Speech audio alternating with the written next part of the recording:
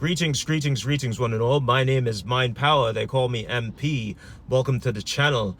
Guys, on this side of TikTok, we turn our pain into possibilities, purpose, and power. We take our power back from the narcissist. And we turn our shame, the shame the narcissist puts upon us, into solutions and services. And therefore, this is my service onto you with this video. Guys, listen, it is 2 days before the new year, 2024. TikTok is about to go extinct in United States on January 19th. So do us a favor, stop the video. If you like the content, you're learning a lot of stuff here. Hop in your phone, hit that YouTube app, and hit the subscribe button on Mr. Mind Power, and come back and finish the video. All right.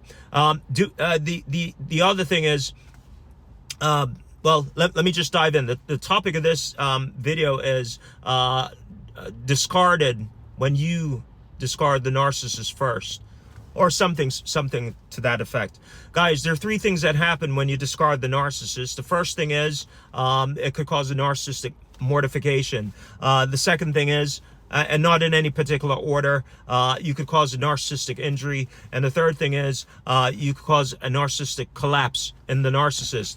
I hear a lot of self-described scholars in the cesspool of the narcissistic video content creation, talking about all these being just one. They when they refer to what happens after the narcissist is discarded, they kind of make everything into one big jumbo and a big gumbo pot of different ideas. But these are the three things. One of these three things will happen if you discard the narcissist. So let's go into mortification. The narcissistic mortification is a humiliation of in the public squares, a grand humiliation, a massive embarrassment, and an ego check to the narcissist. For instance, a lot of ladies find themselves doing this, unfortunately, to the regret of the narcissist and to the delight of the women who actually pull this off. A lot of women will cheat on the narcissist, and sometimes when the narcissist is just so unruly and so hellish to deal with, women find retribution in publicly humiliating the narcissist. And sometimes what you'll see happen is, I know it happens a lot, just based on my clients talking, is they will publicly cheat on the narcissist in front of him, right? So basically, you guys are hanging out together, a bunch of friends or colleagues or something. You're with the narcissist, that's your spouse, you're dating him. And the ladies will leave publicly with another guy, his best friend, right, for example, and walk off into the night. This causes a mortification, a public humiliation of the narcissist, and he sustains a mortifying injury to his narcissism. It's almost like if you have a car and you hit another car. It's not totally damaged, but it has to go to the shop. It's that significant, and that's what happens when a narcissist is mortified.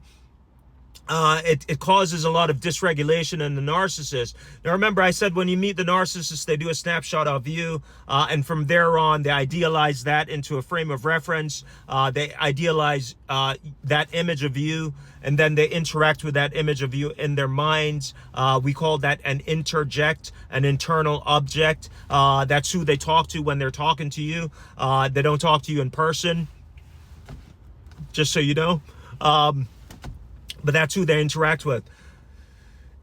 Whenever you mortify the narcissist, it dysregulates their false self, the facade, you know, the grandiosity. The narcissist thinks he's infallible, you know, perfect, omniscient, omnipotent. He's a narcissist. He's grandiose, right? But that when you do that, he doesn't see it coming. He couldn't predict you doing that, and so therefore that humiliation forces the narcissist to question his grandiosity, right? And so he's bedridden. The narcissist is just broken when this happens. That ego is just it's a massive injury. But it also forces the narcissist to think about the idealized person inside his mind that he's he's interacting with internally, but externally he knows that you did something to him. It creates an upside down imbalance in the narcissist psychodynamics of the narcissist interaction with the internal object, and so from there on, he's compelled to do something. Now, this is where it moves over to the second one. What happens if you just break up with the narcissist? You decide to cut it off with the narcissist. You discard the narcissist before he gets a chance to discard you, and you block him on everything. He or she, guys. I'm not just saying he or she, but you block the narcissist on social media, your phone, contacts with the friends. You just completely block him. That causes a narcissistic injury, right? Not a mortification. He's not publicly humiliated. The narcissistic injury, when that occurs, the narcissist, it's also pretty bad, but this is kind of considered to be like if you get a flat tire, or if someone breaks your window in anger or something like that. It's bad, but you can fix your window in a day. With mortification, your car is in the shop for weeks. Okay. So that's the difference. If you get a flat tire, you can fix the flat tire in a couple of days or something like that, right? So when there's a narcissistic injury, the narcissist is again forced to pull away. What happens normally with a narcissistic injury, the narcissist recovers very quickly. They say to themselves initially, I broke up with her. It couldn't be, she couldn't dump me. I dumped her. I saw it coming. I forced her to break up with me. That's what I did, right? Initially. But after a while, just for the same thing happens when there's a narcissistic injury and a narcissistic mortification. The narcissist has to finish the cycle. And the cycle normally is, they before they discard you, they have to devalue you, right? And so what you'll find is right after you cause a narcissistic injury, not a little bit later with the mortification, but the same thing happens in the mortification, the narcissist will find someone else quickly to date, re-idealize, and then they go out with this person, but then they have to they don't go back to love bombing the person. They pick the person up, and this is the time where they start where they left off. They start in the devaluation stage, right? So normally it's another supply they have that they just go back and they just beat the supply to death, devaluing the supply, go to the next stage where they discard the supply, and somehow that regulates the narcissist internally, and then they're right again.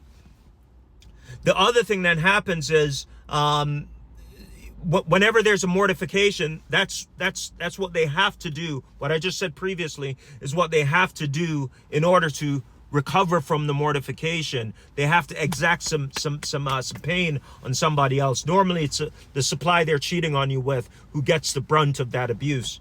Now, for a narcissistic injury, what they'll do is they'll do the same thing, or when time goes by, they'll re-idealize you, and then they'll come back and they'll try to hoover you, right? The last tidbit here is the collapse, and the narcissistic collapse occurs whenever, let's say you're going out with a narcissist who you secretly knew was embezzling billions of dollars from other people. He does something crazy. You call the FBI, you report him. He's tried, he's sentenced, and he's publicly shamed. He's humiliated. The cat's out the bag. That causes a narcissistic collapse. And this is when the first time the narcissist will sit down with a psychologist inside the prison who diagnose him for his mental illness. And normally the diagnosis in this case, is he's a narcissist and he's a psychopath, because only a psychopath embezzles so much money, etc., etc. So those are 3 things that will happen when you discard a narcissist, and I could go into more details on another video to be more granular, etc. But that's my video, guys. Thank you. I'll see you on the next one. Bye bye.